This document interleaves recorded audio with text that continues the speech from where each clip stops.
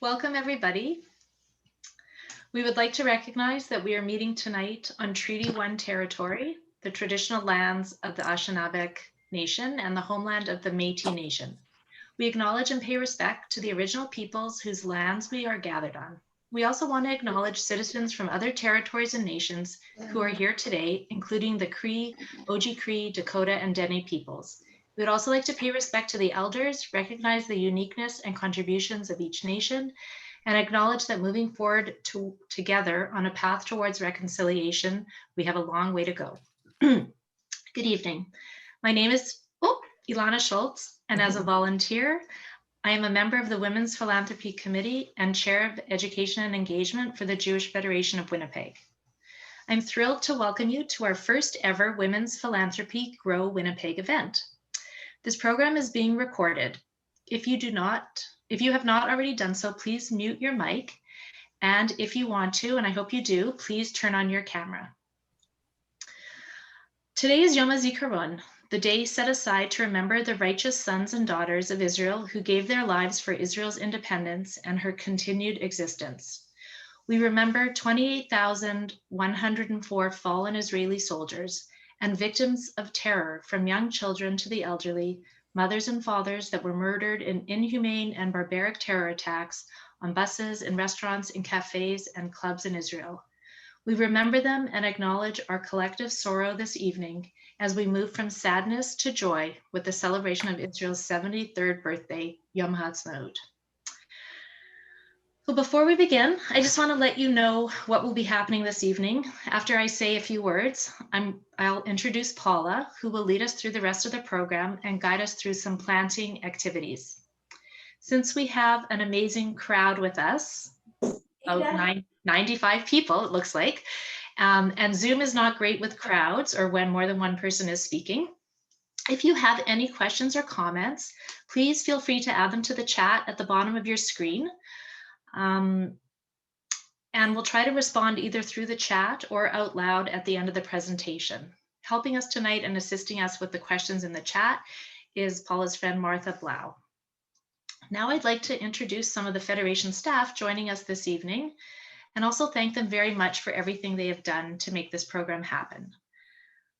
I think we have Elaine Goldstein, the Chief Executive Officer, Rebecca Brask, Chief Development Officer, Graciela Nachensen, Donor Development Director, Dalia Spiro, GrowWinnipeg Director, and Florencia Katz, Engagement Manager and PJ Library. I also want to introduce the Combined Jewish Appeals Women's Philanthropy Co-Chairs, Paula Parks and Gayla Gutman. There's lots of people on the screen, so you may see them later. The Jewish Federation of Winnipeg began over 80 years ago by Jews who were committed to creating a better world. It is that foundation and simple mission that has paved the way for the Federation's work today. From responding to the COVID-19 crisis to continuing to provide the essential services this community has come to rely on, the Jewish Federation's years of partnerships and experience allow it to continue to be a leader among Jewish communities in North America and a leader right here in Manitoba. I'm not sure we do it enough, but let's take a moment to celebrate and thank our community. The 2020-2021 campaign just closed at the end of March, and together we have raised $6,451,061. Included in this amount is $2,058,017 raised by Women's Philanthropy. So that's a huge, amazing accomplishment. The annual campaign runs every year from September 1st to March 31st. And while we are not asking for donations tonight, you can always go to www.jewishwinnipeg.org anytime to find out what's happening at Federation and to donate anytime. So it's always there. Now a little about Grow Winnipeg, which is an initiative of the Jewish Federation of Winnipeg. So the Federation has been supporting applications and welcoming newcomers to Manitoba for more than 20 years. Federation's ongoing support provided to newcomers, alongside promotion in Argentina, Mexico, and Brazil, continue to produce a high volume of requests to immigrate to Winnipeg from potential applicants, all of them with a diverse set of skills, residing all over, including Argentina, Brazil, Mexico, Israel, Russia, Ukraine, and Turkey. Since the inception of Grow Winnipeg in 2000, Federation has supported and welcomed more than 6,000 people, the vast majority of which were successfully integrated into the general community and became engaged and involved participants in their respective fields. After 20 years of this program, the young people who came with their families to join our community are now leaders, staff, and volunteers throughout our city. Grow Winnipeg maintains a list of approximately 200 volunteers, and most are alumni of the program. They connect with exploratory visitors as social contacts and employment contacts. And as newcomers move here, they're already connected and able to grow their social and employment networks, in addition to the connections that they have already made with different organizations in the Jewish community. Even during the pandemic, and after a number of disruptions from the government, from all over, there are 60 candidates ready to continue the process of moving here, and 300 people are currently preparing their documents so they can move on to the next stage of the immigration process. So to all the newcomers who either arrived recently or to those who have been here for 20 years or more, we welcome you and thank you very much for making Winnipeg your home. Now on to the main event. It's my pleasure to introduce my friend Paula Parks. Paula has been a canvasser for the Combined Jewish Appeal for more than 40 years. And you'll see by her youthful appearance that she must have been just a babe in arms when she started out. She is currently the co-chair of Women's Philanthropy and starting her 4th year in that position. Paula has always been involved in sport and over the years has risen in the ranks of international field hockey, serving as a technical official for the last 23 years. This side gig has resulted in Paula traveling to some pretty amazing places, including Argentina and Brazil, and meeting some incredible people along the way. A highlight for Paula was when she was appointed as an official for the 2012 London Olympics and attended the opening and closing ceremonies. As an avid gardener, Paula is the reason Grow Winnipeg Grow is happening and the perfect choice to lead us through this evening's program. So take it away, Paula. Thank you, Ilana. That was lovely. Thank you so much. Really lovely to see such a wonderful response tonight. Really overwhelming. So this all stemmed from the fact that a couple of years ago, I mentioned to Dahlia, wouldn't it be nice if the people arriving in Winnipeg, if they were gardeners elsewhere, they may not know what to do when they come to Winnipeg. We have quite a different climate here from maybe where they came from. And I just thought it might be nice. They might be interested to know when to plant what. And sure enough, we planned it out for last year and we were all ready to go last year. And then everybody knows what happened. So we decided that, it's something that we could do virtually and we could do it like this evening. And we would have been in a big room and all planting together for our demonstration, but we tried as best as we could to distribute kits to everybody. And some have a little bit more in their kits, some have a little less, but anyways, I don't know the level that we have with us. There's lots of people. Some might be avid gardeners, some might be beginners.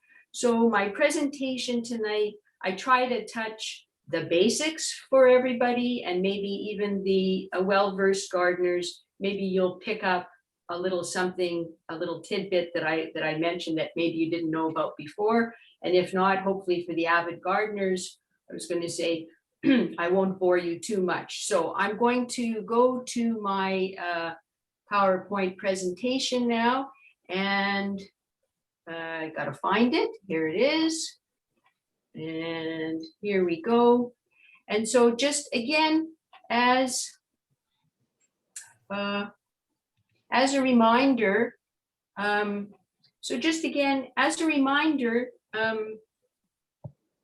this is being recorded, so you don't have to worry about lots of note taking or, geez, I missed that, I don't know what she said.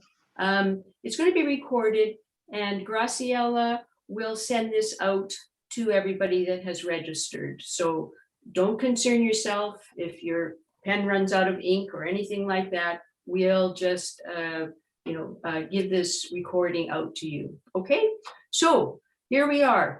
Finally, April 14th, welcome to Grow Winnipeg Grow. So I'll just add a little bit more about myself that Ilana, thank you for those introductory comments. So I've been a technician at the University of Manitoba in the Faculty of Agriculture for a very long time. I've been in the Department of Plant Science for going on to 39 years plus.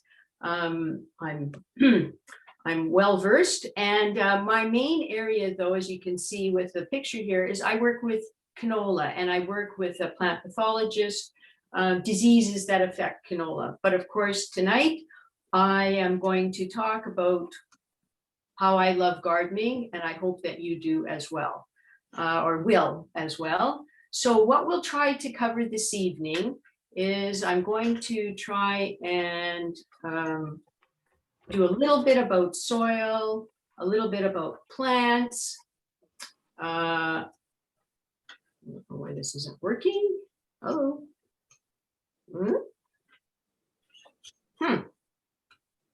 A little bit about sun exposure, when to grow things, what to grow, plant suggestions for you.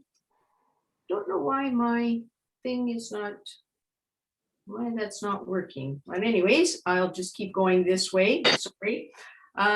Everything was working up to now, of course. So how to plant and grow, and there we go. And then we'll, at the end, we'll do a little planting and seeding demonstration. So a little bit about soil. If you're going to start seeds indoors, you can purchase a light mix. Sometimes it's called a seed starter mix. And that's what you want to go with so that your seeds get a nice light texture to grow their roots down into. And then for outdoors, for instance, if you're going to use containers, maybe you're on a balcony or maybe you want to put some pots out, you can just purchase a bag of container mix. Those are available all over. Our Winnipeg soil here, for anybody that's tried to dig in our Winnipeg soil here, lots of clay, very heavy, lots of clays. Matter of fact, some people refer to it as hard as a rock.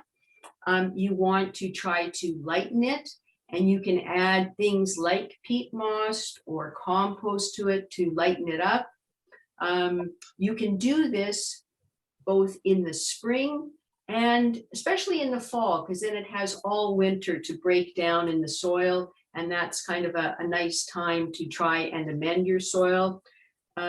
Maybe you have a particular size of garden that you want to work with. You want to cover that area with at least 2 to 3 inches of a compost or peat moss or something that you're going to add to amend the soil, and you're going to mix it in with a shovel or a pitchfork, something like that. And just keep in mind, because I'm in plant science, you don't want to call it dirt. You want to call it soil, because it'll be hurt otherwise. So, okay, now we're going to look a little bit at nutrients. So we've talked a little bit about soil, and I'm not under sponsorship by Miracle Grow. I just happened to find these good illustrations of what you can put in.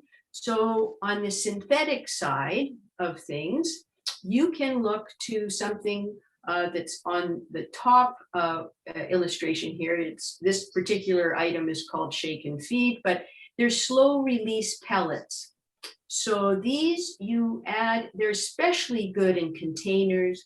You add them once, and then gradually through the season, they will release nutrients into that soil. So that's a very nice way to ensure that your plants have a good amount of fertilizer as the season goes on. And then you have something in the way of granular or water soluble And this is illustrated by the bottom box there. And you just follow the directions on the box, and you can add that to a watering can, and you just pour it into the soil at the base of the plant. I usually myself, I might add that maybe a couple of times during the season. On a lot of fertilizers, you'll see the 3 numbers. The one at the bottom there, you can see 20, 20, 20. That's an all-purpose fertilizer. The first number is nitrogen, then phosphorus, then potassium. So those are the nutrients that are found in those synthetic ones, and those are the numbers that you'll see. And there's all kinds of different numbers that you'll see if you get to, I was going to say, a store to purchase. And then we have natural ones. So these can be things like compost. Again, you can purchase compost. Sometimes they're available at garden stores in a bulk form. You can buy it by the bag. Maybe some of you do your own compost. Maybe you have a compost bin at home, and that's really great to have to add to the soil. You can buy all kinds of different manures for the garden, sheep and cow, you name it. There's all kinds of different ones. Again, that's something that's really nice for the soil to add in, because while you're adding nutrients into the soil, you're also helping amend the soil. And so that's a really great way to do it. So that's a little bit about nutrients. And now a little bit about sun exposure. So I don't know where everybody lives. Some of you might be in a house, some of you might be in an apartment. So one of the things that you want to do is you want to assess what kind of sun exposure you have. If you're in a balcony in an apartment, which direction do you face, and maybe how many hours of sunlight do you receive? And that'll dictate a little bit more about what you're capable of growing on your balcony. If you're in a house, you want to assess where your garden space is, and how much shade it gets during the day, how much sun, for how long, and which time of the day. Do you get a really late day hot sun and it's shady in the morning? Those are the things that will help you in assessing what you can actually grow. There's lots of annual, flower, and perennial choices for lots of different exposures. I'm going to talk about annuals and perennials in a moment. And in terms of vegetables, really, you need sun for vegetables. It's just, in order for them to grow and give you something to harvest and to eat, they really do need a certain amount of sun. So I would say at least you're looking at 3 to 4 hours of sun at minimum. More is better, but at least 3 to 4 hours. Okay, and now I'll just talk a little bit about, I'll touch base on plant hardiness zones. Some of you might know this if you're an avid gardener, some may not. So these are areas that have been mapped out according to average climatic conditions. So all across Canada, there is a hardiness zone map. And in Canada, we have 9 of these zones. The harshest zone is a 0, which is quite chilly, and the mildest is a 9. And when we say 9, we're talking about Victoria or Vancouver Island, where somehow it seems to be nice all the time. But those are the divisions that we have in Canada. When you look at the map that I've shown here, you can see that towards northern Manitoba, we have a 0 there. And as we go further south, the colors change, the numbers change. And the some of the zones can be subdivided into A and B, where zone A is a little bit harsher in conditions than zone B. But the only thing that you have to remember is that Winnipeg is in zone 3A or zone 3. I'm being pretty specific here, but try and remember 3A. And for instance, if you see zone 4 on something that you are going to purchase, or a zone 5 or anything higher than that, just keep in mind that it may in fact not survive our winter because it's not suited for the zone that we have here. So if you remember nothing else from tonight, just remember 3A. That's our zone, and I made it big and bright here. So if nothing else, just always remember 3A, and that'll help you when you go to purchase perennials for your garden. So speaking of perennials, what's the difference between annuals and perennials? So I will touch base with this a little bit. So annuals, and you can see all the lovely bright colors that I have in these couple of photos. They're called annuals because they grow, they flower, and unfortunately they die all in the same season. So they are an annual plant in the garden. As you can see by the photos here, there is a really big range of colors, all sorts, really lovely. They're showy throughout the summer. Generally with an annual, they'll keep blooming all summer long. And I myself, I really enjoy color in my garden. So I always have lots of annuals in my garden bed just because I like it nice and bright and cheerful. So the plants, again, we refer to them as bedding plants, so you can purchase them as started plants. And some annuals grow really quickly. So some annuals, you can just buy a seed packet and you can directly seed it into your garden bed. And they grow so fast that they have a chance to grow and flower and everything all in the same season. And so again, as we've said, with annuals, you need to purchase them each year.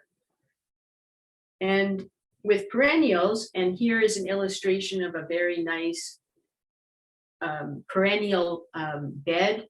So with perennials, the top part is going to grow back every spring after it dies back in the fall. So you're going to plant them in the garden, and everybody knows we get winter here, so they will die back. With perennials, they don't necessarily bloom throughout the summer months. A lot of perennials have a certain time frame. Some will bloom June and July. Some might bloom July, August. Some bloom even later in the season. So the idea with perennials is if you mix and match and try to have some that are blooming all the time, it's a great way to have, as I was going to say, color in your garden, but don't expect them to bloom like annuals all the way through the summer. Because they have to live through our winter, there's a limited variety of perennials that we can grow here. It's still fairly large, but of course it wouldn't be as varied, for instance, as if we were in British Columbia or in a warmer hardiness zone. And some perennials may take a second year in order to bloom. These ones we refer to as biennials. And so you plant them, they maybe grow, but they may not flower the first year. They'll bloom the second year. And I put down purchase once with asterisks. And the reason I do that is you do purchase them, you plant them in your garden, and you hope that you have them forevermore. And we always hope that, but we can have weird winters, we can have strange things happening. And every spring when things come up, I always compare with my neighbor. Okay, did yours die as well? Because mine did. So there's still times where you expect everything to come back the following spring. Sometimes things happen and you don't. So I put asterisks there just for that point. So here in Winnipeg, annuals and perennials. So for annuals, you are going to buy them in the spring.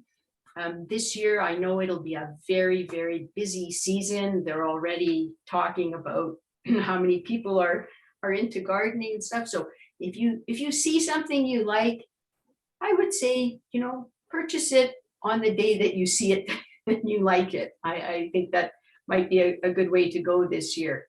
Annuals, obviously you can plant in your garden bed, and then you can plant in containers as well. And with annuals, you want to be careful about the frost that may come later on in the season. And at the end of the year, September into October, you're going to dig them up and you're going to discard them, whether that's in your compost bin or I was going to say into a bag of some sort, but there's pickups, I know, with City of Winnipeg for garden waste. So that's how you would treat annuals. With perennials, you can purchase them anytime throughout the summer months. But for me, an ideal time is to buy and plant in the fall. A lot of the garden nurseries, they're actually, they're getting rid of their plants. And so I always find that that's a good time. The plants still have time to establish their roots. And so you can buy them and plant them at that point. With perennials, right, you want to put it into a garden bed and not plant into a container. The container is too exposed over winter time and it'll get too cold for the plant's roots. So they will not survive. So just keep in mind, if you're buying a perennial, you could over the summer, if you really wanted, you could put it into a pot, but at the end of the season, you're going to want to take it and put it into your garden bed. And the nice part, perennials, if you don't like it where you put it, you can move it. There's not a difficulty. It's better to probably do this in the fall. Let's say you planted something, you decided, no, you know what, I don't really like it there. Wait till a little bit into September, take a shovel, move it. And there's two thoughts on how to clean up perennials. Some people will leave everything as is and just leave it like that over the winter. And then come the spring, take away the dead leaves, the dead tops of the plants to allow the new stuff to come through. And then the other school of thought is you can just cut everything down in the fall after a frost or two and the plant has started to die off, and then take away everything. And then in the spring, you have it a little bit more neat and tidy. So just things to remember for annuals or bedding plants. You want to look at the tag. Like I said, you're keeping in mind the sun exposure that you have. So you're going to look at the tag for whether it's good for sun or part sun or shade. And also for perennials, you're going to look at the same tag, whether it's good for sun, part sun or shade. And you're also going to look at the tag to see what hardiness zone it is listed as.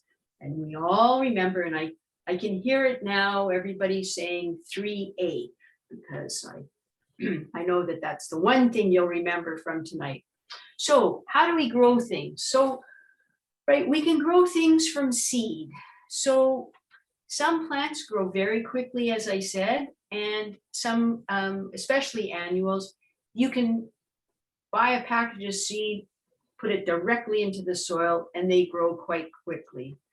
And other plants need a longer growing period. So you may have to start them indoors at an earlier date. And if you do this, and we'll go through a little demo of how to seed and stuff, you do need to provide a good light source for them. Maybe you have a really great south-facing window. Maybe you already have fluorescent lighting or a grow light that you can set up. So you really want to give them some light. The package will contain a lot of information. So everything from germination time, how long will it take for when I plant the seeds? Am I waiting for 5 days? Am I waiting for 3 weeks? It'll usually indicate that on the package. And then it gives you more information. How tall are these plants? How tall are these plants? How wide will the plant get? When will it bloom? Will it bloom from July through to September? This is the kind of information that you'll get, especially on a flowering, an annual. And then especially for vegetables, they'll have further information that will be useful to you, how deep you should plant them. Just a rule of thumb generally is the smaller the seed, the shallower the planting.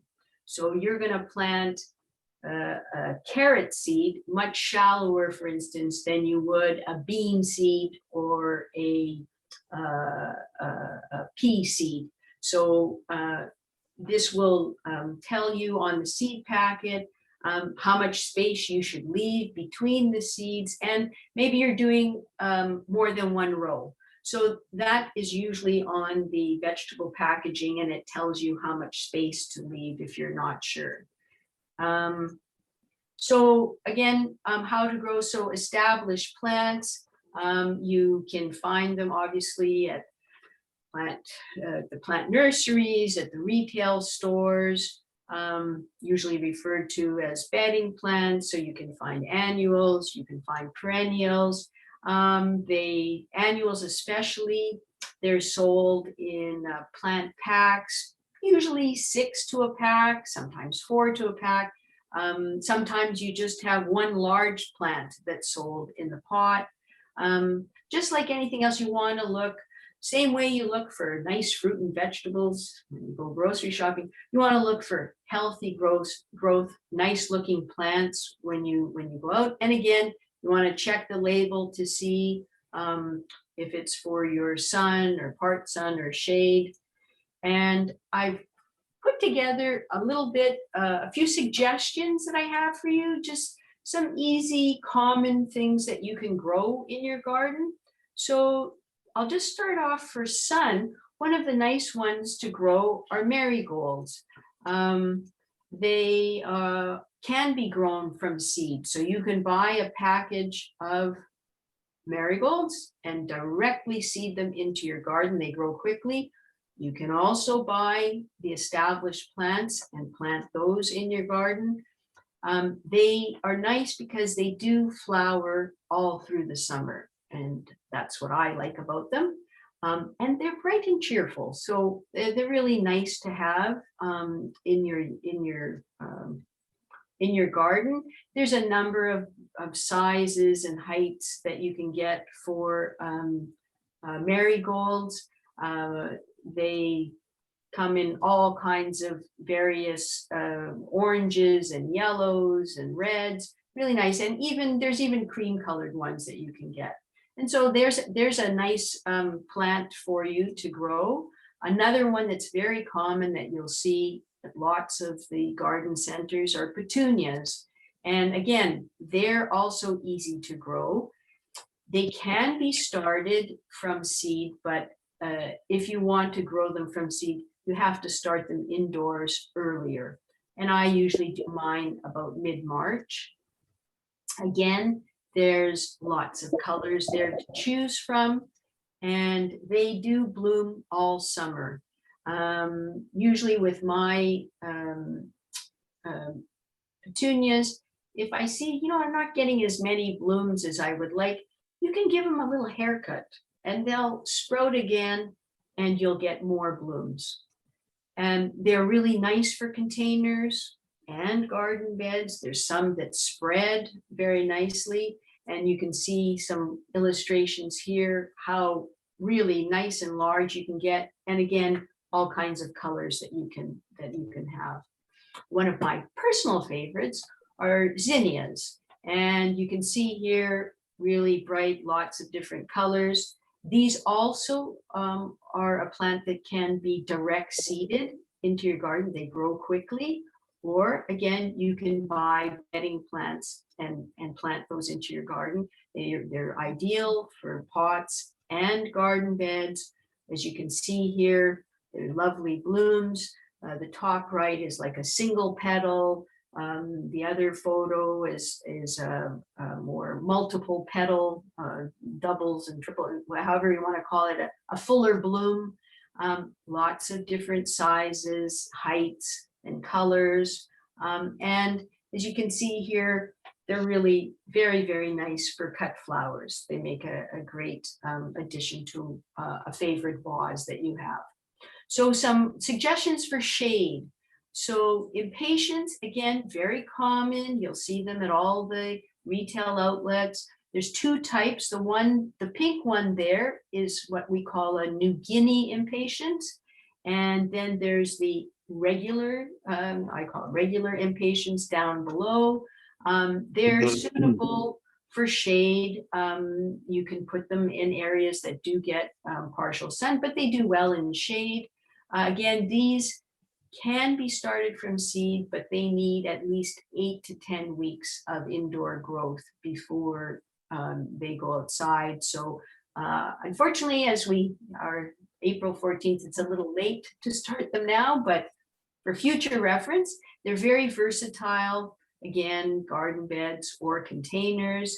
And as you can see by the bottom right, or by the bottom photo, they're beautiful in mass plantings. They're really lovely like that.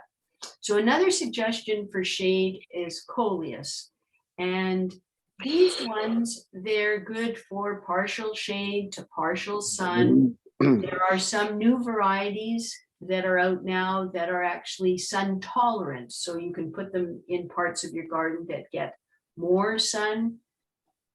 These are annuals that are grown for the foliage, not really for the flower. They will put out a small lilac flower at one point in the season. When I see that, my usual is I just walk around and I just pinch off that flower because it's not really there for a good display. They do flower, but I just pinch that off and then it enables the plant to just put out more leaves. As you can see by the photos here, lots of different colors, different patterns that you can get. And just something to keep in mind, coleus, they're not very frost tolerant.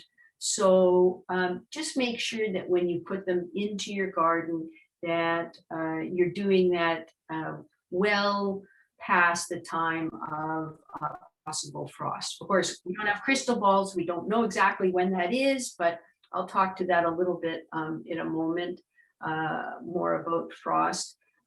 So just a few suggestions for perennials, if you want to try to put some of those in.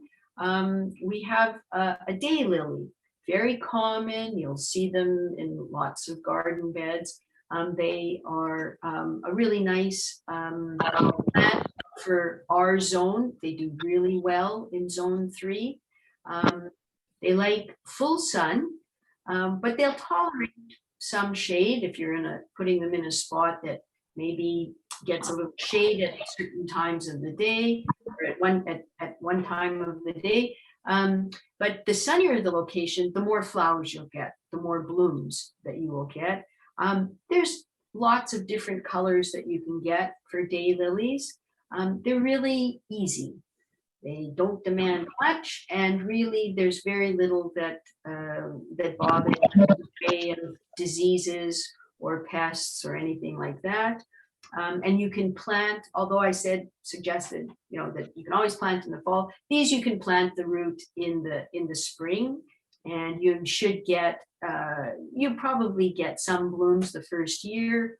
They're very easy to move. So when I said before, if you don't like where you've put them, you can dig them up with a shovel. You can even split them. Maybe you have one and you decide, gee, I'd like a 2-for-1.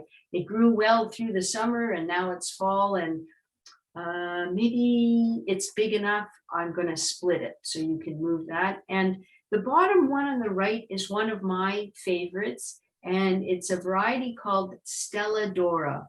Or Doro, and it's lovely, a lovely bright yellow flower. It doesn't get too big, and it's really a very nice plant. So another one that you could try is coneflower, purple coneflower, echinacea, and it can be started from seed, but probably won't bloom in the first year. So you'd have to start it earlier to get a certain size plant. Start it earlier indoors. When you put it outside, it probably won't bloom in that same year. Again, if you buy an already established plant, you can plant the root in the spring, or even through the early summer. These are good for sun or partial shade. They really make a very nice display. And the nice part about them is they're drought tolerant, and they're good. Maybe you have a hot spot in your garden that always seems to dry out. These plants are good for a spot like that. And as always, they make very nice cut flowers. I enjoy them, taking them out of the garden for cut flowers. And I have one more perennial suggestion, and lots of you, I'm sure, are familiar with hostas. They are really the shade perennial. They're great in the garden. I have lots of different ones in my garden.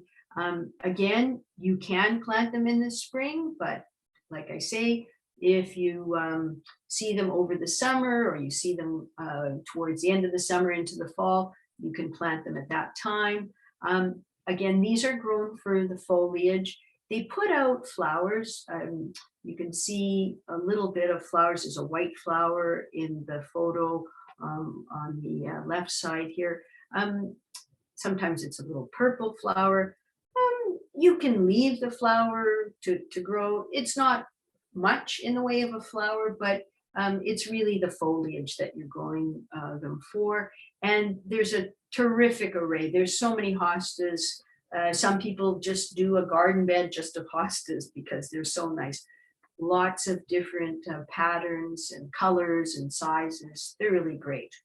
So when to plant outdoors. So I've listed a little bit in the way of vegetable seeds, what you can put outside, or what you can plant out. So the earliest ones that you can plant in your vegetable patch are things like lettuce, spinach, carrots, peas, radish. They have a certain tolerance for cold nights, for colder conditions. So those you can put out quite early. As soon as you feel that the soil can be, what can I say, worked in, you can plant those, I would say, first in your list on your vegetable patch. The next ones, again, after danger of frost has passed, the next ones that you can put in are things like cucumbers, squash, zucchini, beans, because they have less tolerance of cold conditions. So you want to make sure that you're well into a time where the last frost, again, we can get weird frosts, but you're talking end of May, beginning of June. And then finally, when it's warmed up, the plants that you can put into your vegetable patch, things like tomatoes and eggplants and peppers, they love it hot. They really enjoy it warm. So you definitely want to put those in last into your vegetable patch. And it's great. They make things that make life easier. And one of the things that you can purchase is vegetable seeds. I've got here some lettuce and some carrots, and they come already spaced out on a little piece of filter paper, on a piece of tape, and it's easy. I really don't like thinning out carrots and lettuce. So they're really great for me because I don't like to do that. So you just make a shallow trench, and it'll tell you how deep to put it into the soil. And then you can just literally take scissors and you can cut the length of the row that you want from what they have given you. And you just cover it up with soil and you water it in. So they're really easy. And some of the other vegetable seeds that you can get in this format are beets and spinach and radishes. And so it's a really nice, easy way to plant, and you don't have to thin. They already do that for you. So Winnipeg, when to plant outdoors. So if you're looking at annual flower bedding plants, please, please, please don't get tempted. It's really, really tempting. Oh, it's the Victoria Day long weekend and everybody is putting their plants into their garden. Don't, I'll just tell you, don't. It's much easier if you just be patient and wait. So I would say don't plant until at least the last week of May or the first week of June. You might think that's late. It's okay, the plants catch up. We get warm summers, it'll be fine.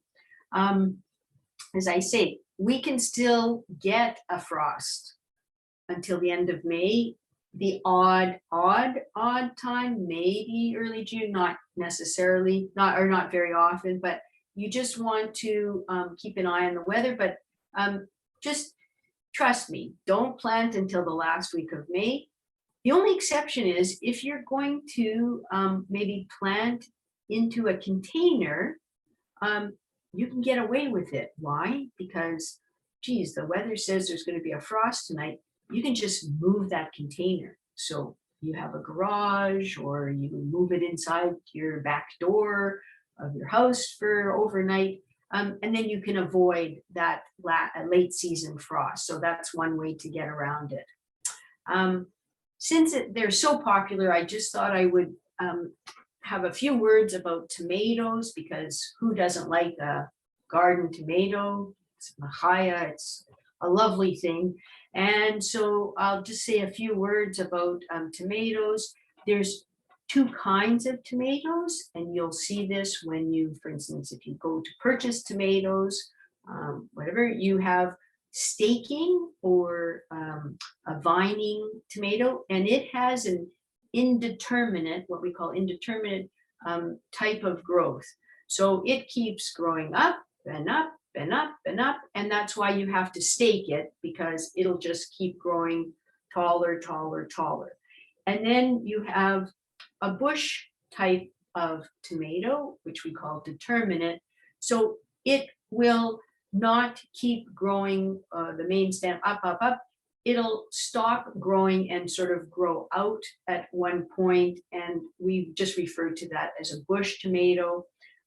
Usually with bush tomato, the fruit of the plant is a little bit more in sort of one level of the plant, you could say, whereas a staking one, like usually cherry tomatoes, you'll have small cherry tomatoes all the way up the stem. And a few words about tomatoes: tons of varieties, many, many kinds of tomatoes. You just need to decide, gee, am I putting them in the garden? Am I putting them in the pot? Do I have space in my garden? Maybe I don't have that much space, so maybe I'd like to get a staking style of tomato.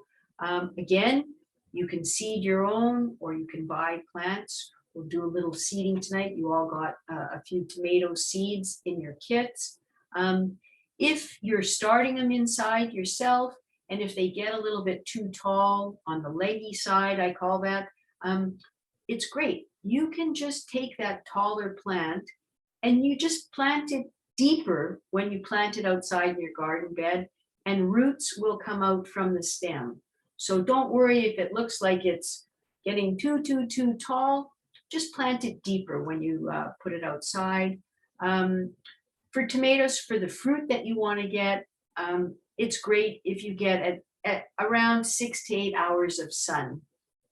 Then you'll be more guaranteed of a good amount of fruit to harvest. And you want to try to keep it as evenly moist as you can. And again, it depends on the weather. If it's a hot week, cool week, whatever, you can count on probably at least an inch of water every week.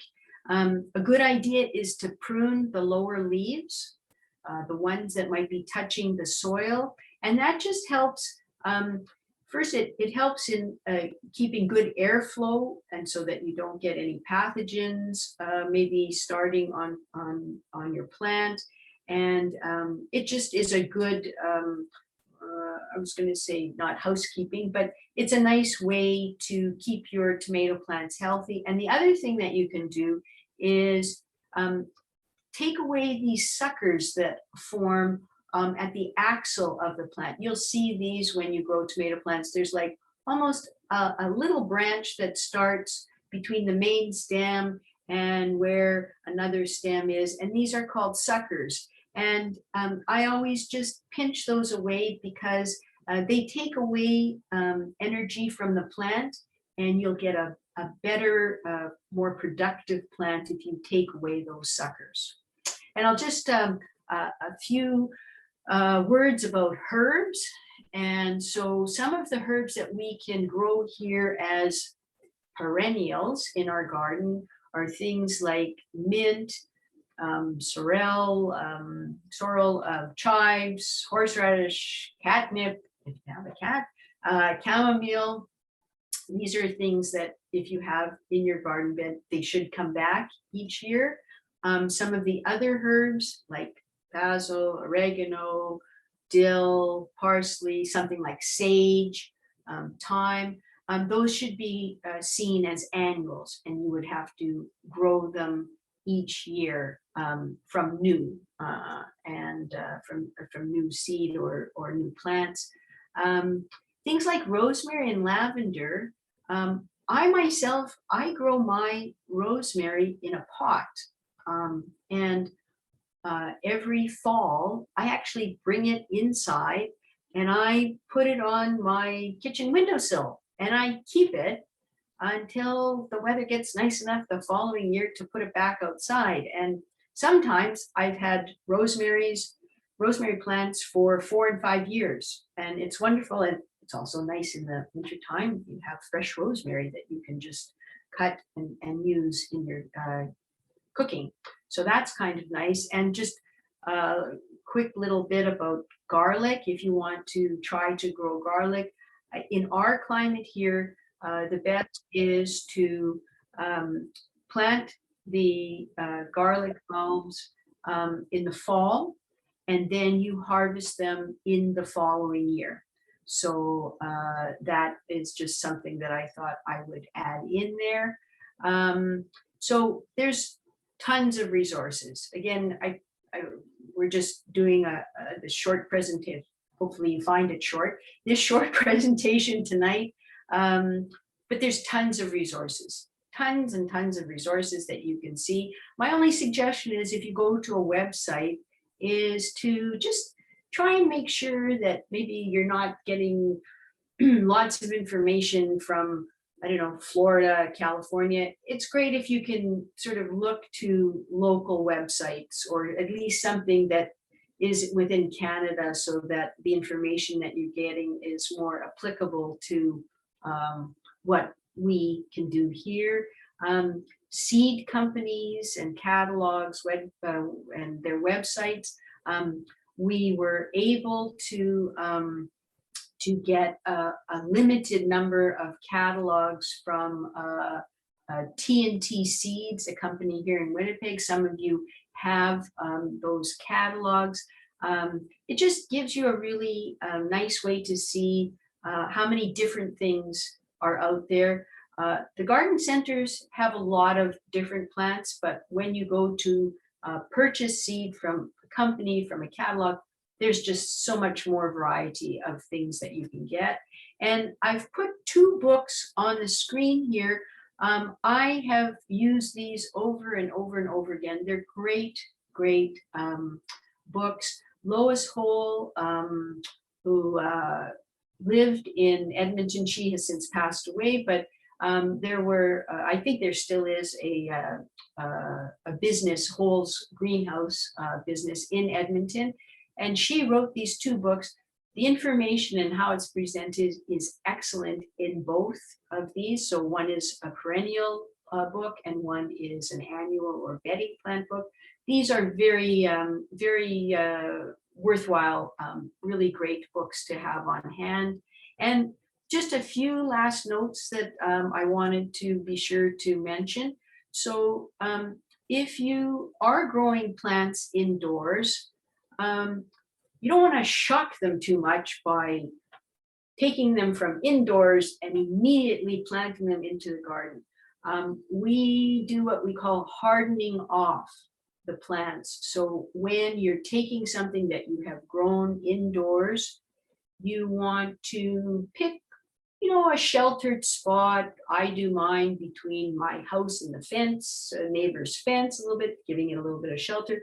You want to do that for a few days first, just so that the plants aren't too shocked by the fact that they went from a cozy indoor setting and now you've put them outside.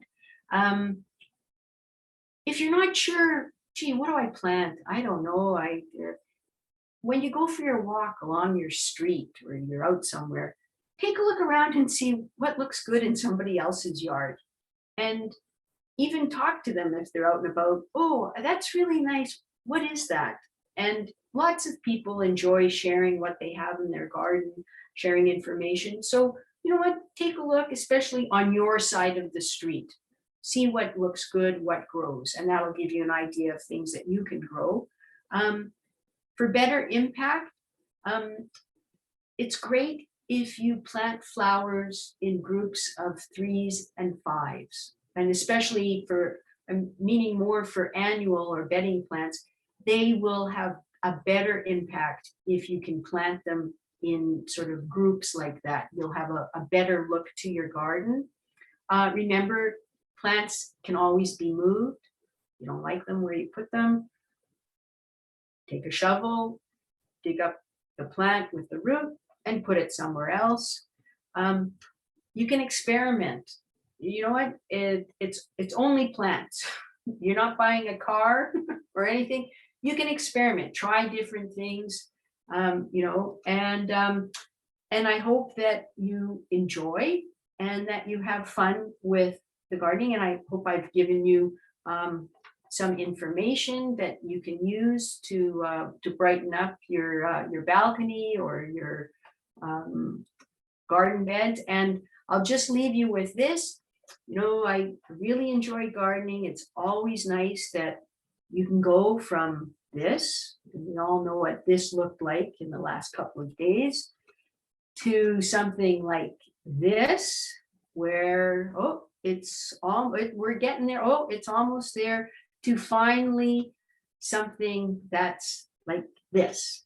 And so these are pictures of my backyard. So this is the enjoyment that I have every year, going from the white stuff to bare ground to something that I can enjoy through the summer. So I'm going to close my video for a moment. I will let you get ready for the demonstration. Again, this is recorded, so if you somehow don't have space or room to be able to work with your little kit tonight, don't worry. If you want to bring a little table to your iPad or your computer and get set up, that will be great. And I'm going to get my setup here for a moment, and then I'll come back and we can do a little bit of hands-on. Okay.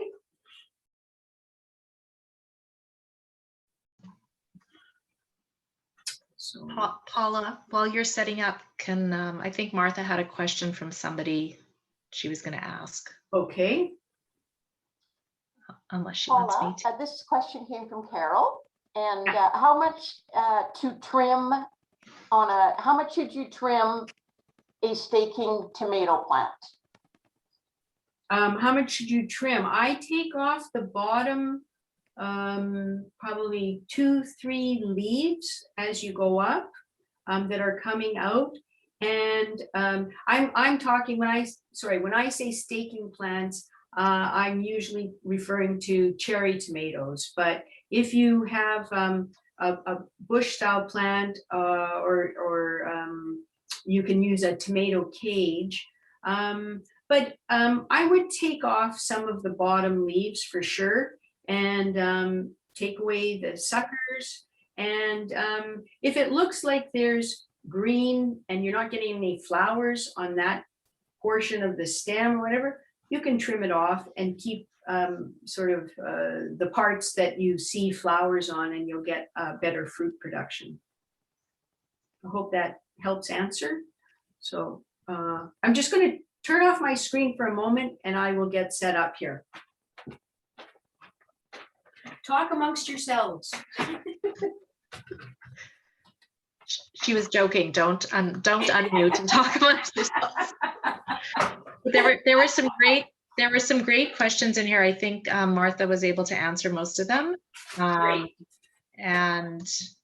And so far sounds like everybody's enjoying the information you are sharing. So well, that's very good. I'm very happy that I am of of service, of help. And I'm just going to get set up here and move a few things around. And and I think I'm ready to start my video once again. So welcome to my seating table here. I hope that you can all see what I'm about to do. And oh yes, there we go. I'm even bigger now, it seems.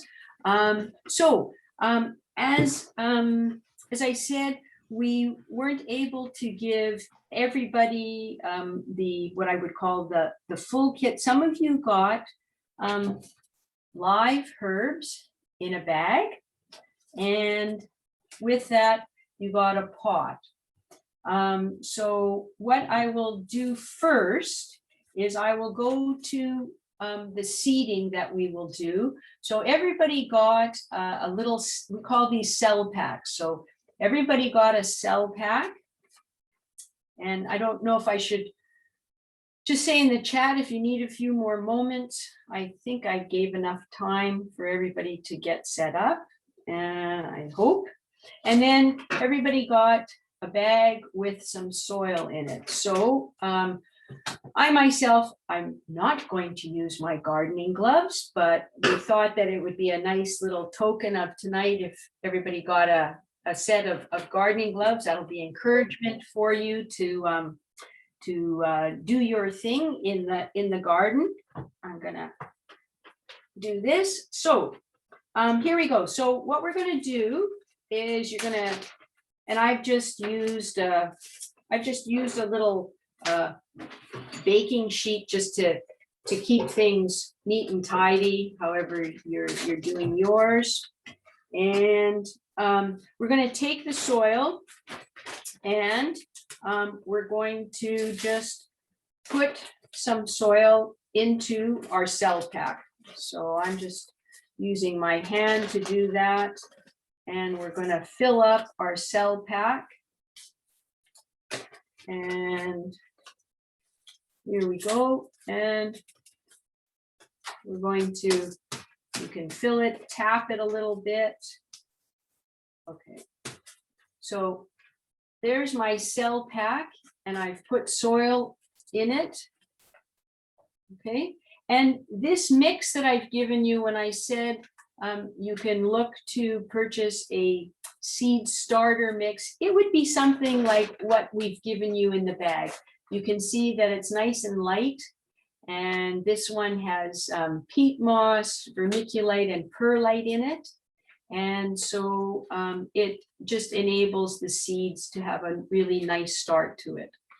Okay, and so that's our filling the little cell pack. Okay, and what I always do with this then is you can use, I usually use a spray bottle, or you can use if you happen to have a faucet on your kitchen sink that has a spray pattern on it, you just want to give it a quick wetting so that the hole that you're going to put in it will stay open. So for purposes tonight, I'm just going to use my little spray here, and I'm just going to spray the top here a little bit so that when I make my hole, it'll stay open. Okay, and so that's, you can see it turns a little darker because it's wet. So now I'm going to be ready to seed. And before I do that, I'm just going to take a pencil, and I'm going to, you don't have to do it very deep. You're just going to take the pencil, and actually a good rule of thumb is just where the wood is showing on the pencil, that's as deep as you need to go. You don't have to go very deep at all. And I am just going to make a hole in the soil just with the pencil as I go through. And because I've wet it, the soil stays open. And there's, it's hard to see on the screen like that, but there's just little holes here. That's all that there is.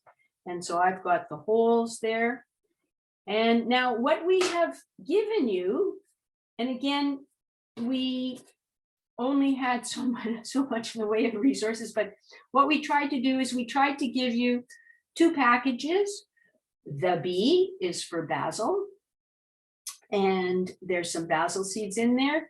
And the T is for tomato plants now, and everybody got a bush type tomato plant.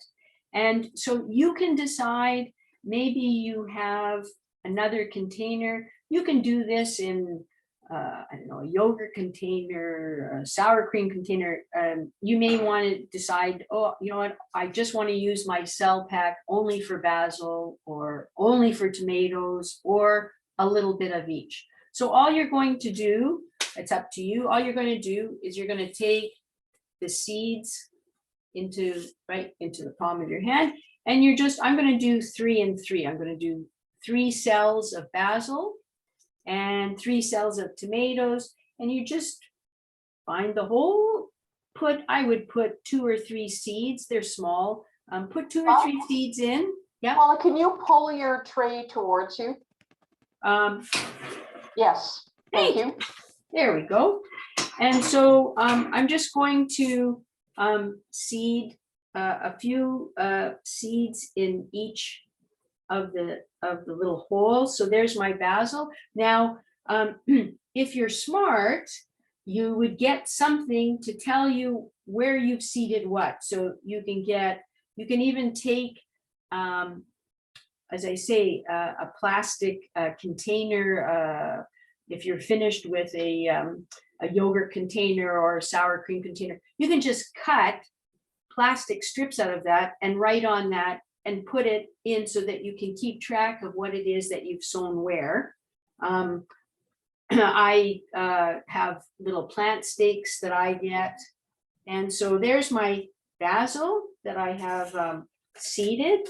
And now I'm going to do 3 tomato plants. So again, you just stick them into your palm like this, and you're just going to, again, if you want to be sure, you can put 2 in each one, and if both germinate, you can split them off later.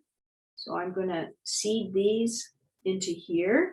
And then all you have to do with your fingers is just close the holes, right? And now you've just seeded basil and tomato in your little cell pack.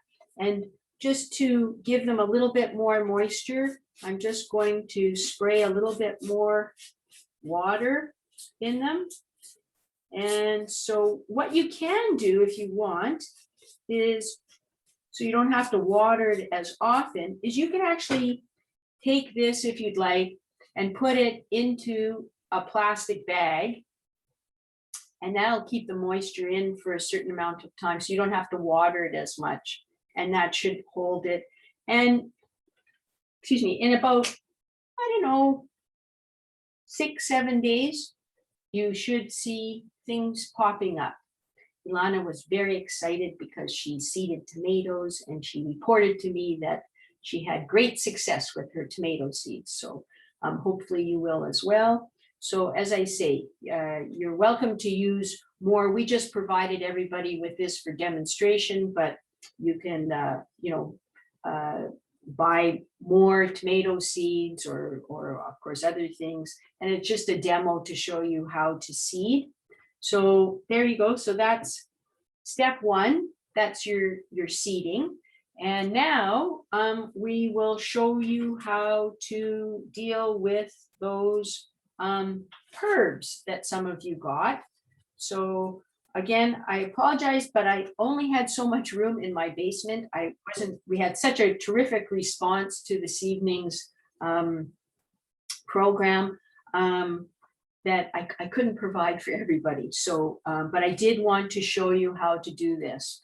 And so for those people that did get the herbs, okay, they got a pot, and I just gave everybody a coffee filter. So just remember, whatever you're using, you want to make sure that you have drainage. So you can see the holes on this pot. They're nice and I was going to say evident, nice and big there. And we use you can use a piece of paper or a piece of newspaper or a coffee filter just to put in the bottom, so that when you fill it with soil, the soil isn't going to come out of the bottom of it. So there's our container. And again, I'm going to go back to our soil that's here, and I'm going to fill this up, and I'm going to fill it not to the top. Don't fill it to the top. You're going to put the soil in, and I'll show you how deep I'm putting mine. Okay, so it's probably about 2 inches below from the top of the pot. Okay, and now I'm going to take my herbs. So you have chives, and you have oregano, and you have parsley. So I'm going to, now you can do it with your fingers. You could even do it with a little spoon if you want.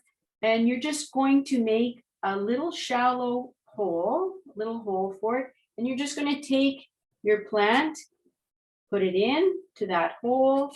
You can turn it around to give you room for your next one. And then finally with the oregano, right, you're going to make a little spot for it. Okay.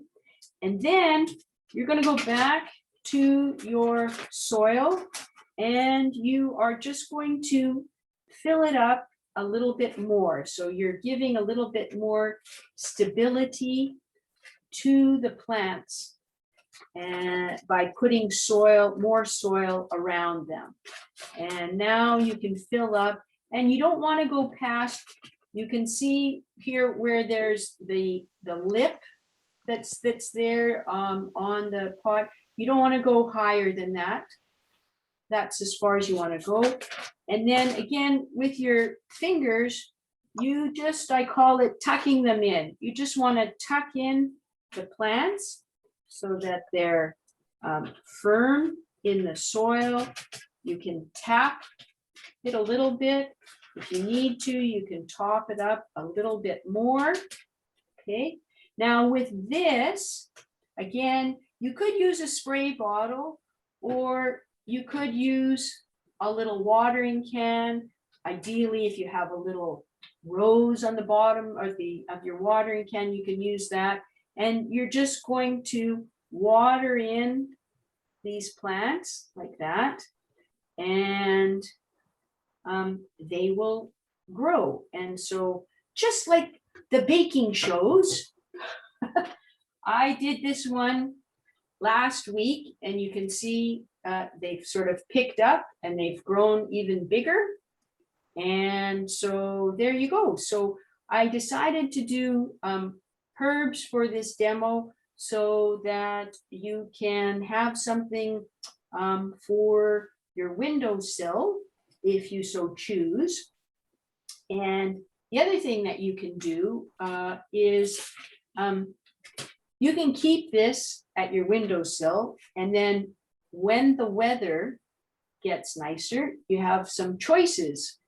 You can, if you want to, just keep it for the summer indoors. You can then take these plants again with a spoon or a trowel, and you can dig them out from the pot, and you can put them into your garden. And then you have herbs growing in your garden. The chives that you'll put in will be there next year because chives are perennial. You'll have to start with new parsley or new oregano if you want to, but if you plant chives in your garden bed, you will have chives next year. So that's another thing you could do. If you wanted to not, then maybe you don't have a garden bed and you just want to use a pot, you can just take a bigger pot. And again, you want to make sure that you have drainage holes in the bottom. You can just use a piece of paper, a piece of newspaper, if you want to, in the bottom of that.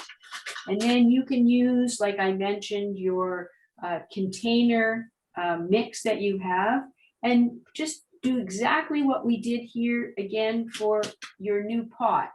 And then you can have herbs growing in a pot. Maybe you're on a balcony and that's all the room that you have. And so that you can move these from this size pot into something larger.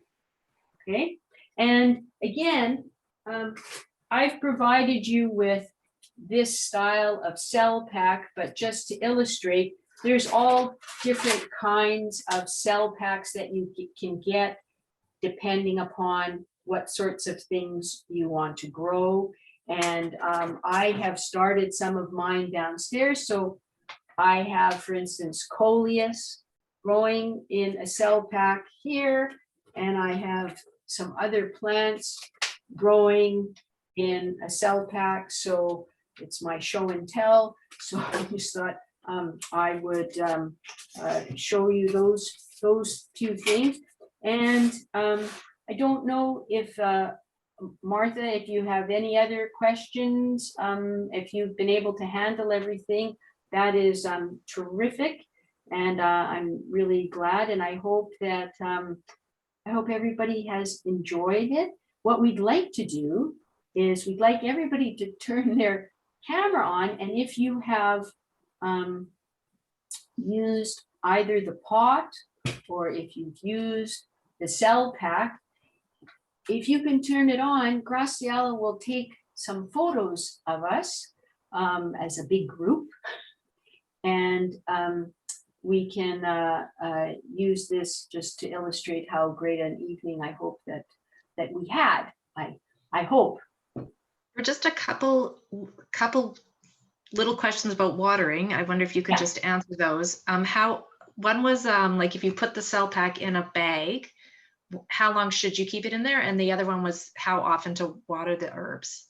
Okay, so if you're doing this and you're putting this into a plastic bag, you're just leaving it like that until you see the plants emerging. And then once you see the plants emerging, you take it out of the plastic bag. So it's just to give it good moisture so that the seeds are able to germinate. And once you see the little seedlings coming out, then you want to take it out of the plastic bag. And in terms of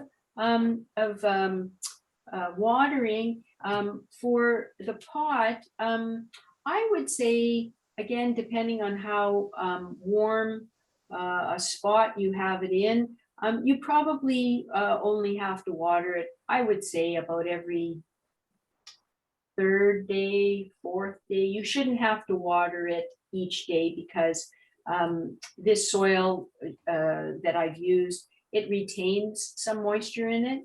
The other thing that you can do always with either indoor plant, like your indoor house plants, whatever, is lift the pot. That's a good way to find out if it needs water. If you lift the pot and there's hardly any weight to it, it means that it's dry enough to water. So that's a good indicator if you just lift the pot up. Okay. Anything else? I would just like to say that it was very nice. TNT Seeds gave us, I said, some catalogs that we were able to distribute. And as I said, there's lots of different kinds of catalogs that you can use, just even to look at the pretty pictures, but they give you good information in them. And they also gave us the tomato and basil seeds. So that was great. And people in my department at the university were very kind and gave me pots to use. And they thought it was a really nice idea and a nice evening that we were planning. So we got pots from them, and I was able to get some soilless mix through them. So that was very nice to have their help with this evening's presentation. There's a raised hand. I don't know. No, that's me. Okay. Did you I have was just saying hello. No, I was just saying hello. a It was great. I thoroughly enjoyed it. Okay, well And I'm an avid gardener. Oh, well, whew, that's good. That's a good review then. I'm And there's very, things that I definitely learned that I didn't know. oh, very good. I'm very happy to hear that. So thank you. Very good. Well, Graciela, do you want everybody to do that? If you hold up your pot or your cell pack and maybe you give a wave, then Graciela can take some photos of everybody that participated this evening. So if you want to do that now. I'm doing it right now. Smile, nice plants, everybody. There we go. So stay with me a little more. I need to go to the next screen because we are a lot and that's lovely. So smile, smile. And you're everything you've done up and there. Thank you, everybody. So I don't know if there's any other question for Paula. What if we have some future questions for Paula? How can we access you? I'm going into hiding now. You'll never Uh-oh. find me again. Well, I'm not in town, so I haven't looked at my kit. My daughter-in-law has it for me. So hopefully in a few weeks, I'll be able to start my little packets. Oh, well, that's great. Yeah, well, you know what, if there is something pressing, as I say, if you can't find something online, as there's lots of resources online, but if somehow you can't find an answer to your queries online, I guess Graciela can let me know if there's something I can help with. But otherwise, I think you should be able to find lots of information. As I say, with searches online, it's quite extensive what you can find. The two books that you suggested we access or Yeah. buy, Yeah. where can we get those? McNally. carries Okay, them, and I good think to other know. stores do. They're fairly common, and they're still in print so far as I know, and they are, it's nicely set up.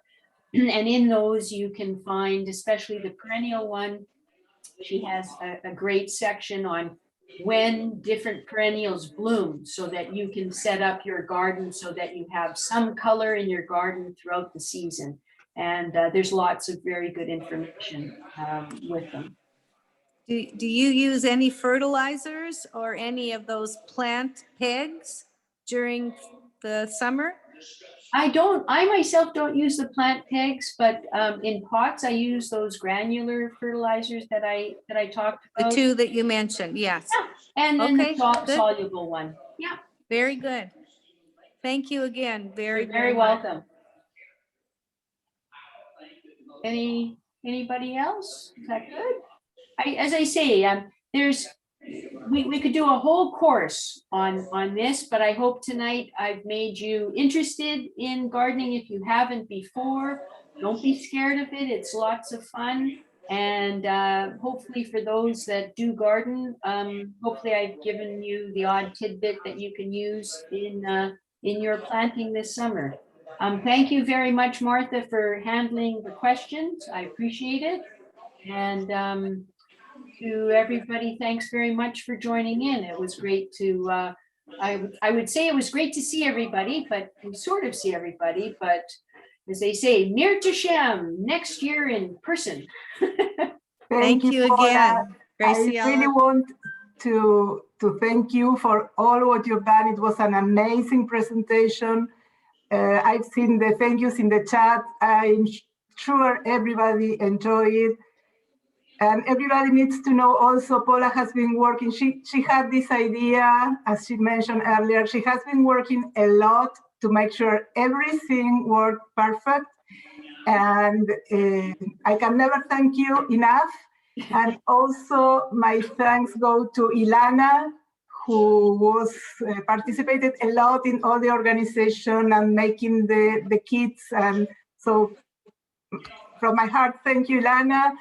Thank you to Dalia, who co-organized with us from GrowWinnipeg. Sorry, I did not introduce myself. I am Graciela Nashenson. Many of you know me, and if you don't know me in person, you receive a lot of emails these weeks. We know you now. So, Martha, thank you so much for helping us in the chat. And thank you everybody for attending. It's very important for us to have our community with us, to be together, and we'll see you in the next event. Bye, everybody. Happy gardening. Great. Good luck with all your gardening. Green thumb for everybody. Green thumb. Thank you, everybody. Bye for now. Thank you very much. Thank Bye. you. Thank you, Graciela, also. Thank you.